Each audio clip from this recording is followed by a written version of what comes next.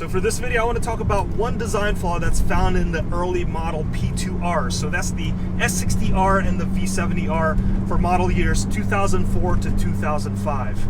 And this design flaw is basically what's caused me to get stranded on the side of the road. And it could totally happen to you.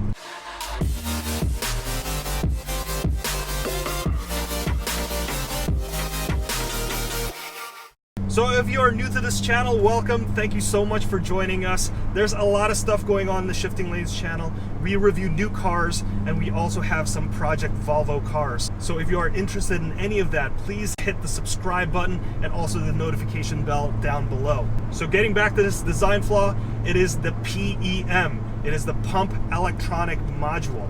And for this video, we'll talk about what that is, where is it located, why does it fail, and the solution to fixing this problem. Now, what is this PEM or PEM? What it does is it basically tells the fuel pump what to do. The fuel pump is just a pump.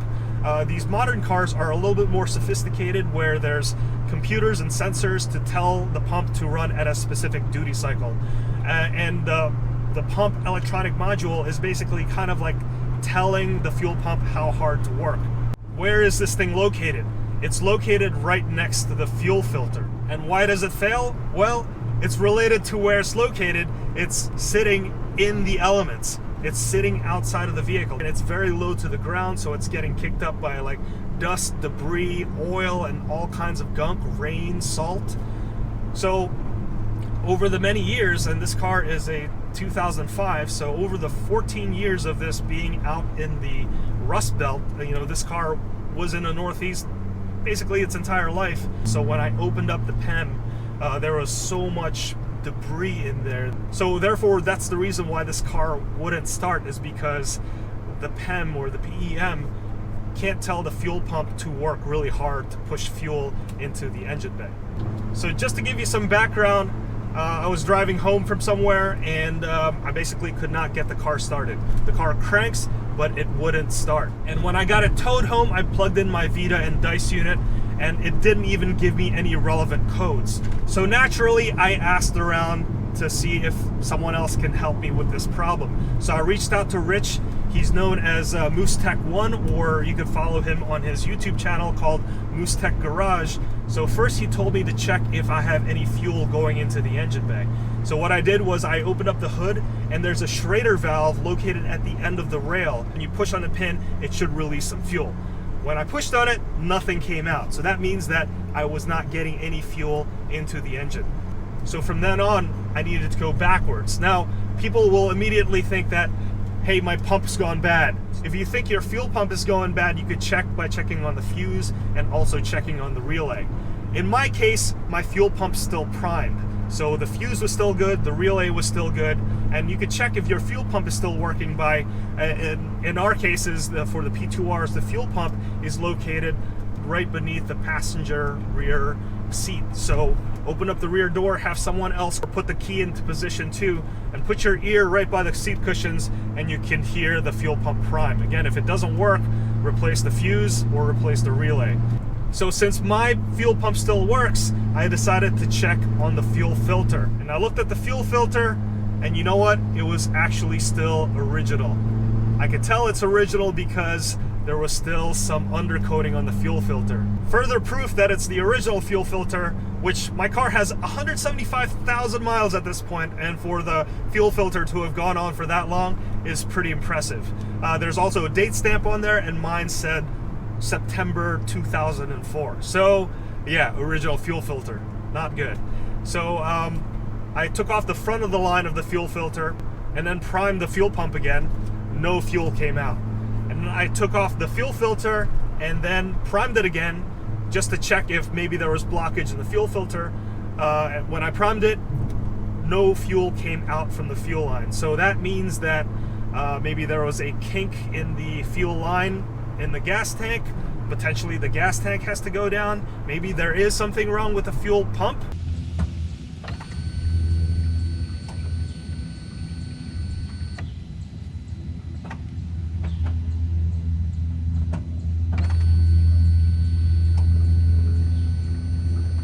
So at this point, I didn't really know what to do, so I asked the Facebook group, the Volvo P2R owners group, and within minutes people responded and they all pointed out to a possible issue, and that's the PEM. Like I said before, Vita or Dice cannot detect this.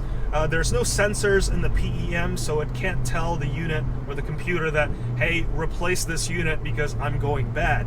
Instead, I think there were two occasions or two symptoms that was basically telling me that, hey, something is going on with the fuel delivery. These symptoms are really just based on my own experience, so these are anecdotal, but I have heard from other people that they kind of experienced this type of issue before when it comes to fuel-related issues.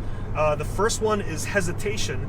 There were 3 instances where this car hesitated, and that's when I was going up hills or when I was trying to accelerate. Again, the hesitation was very momentary.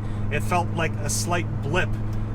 I thought that it was a misfiring issue or potentially like a clutch slippage issue, but it was none of those. It wasn't the misfiring because it would have thrown a code, and it wasn't a clutch issue because the clutch still feels pretty strong.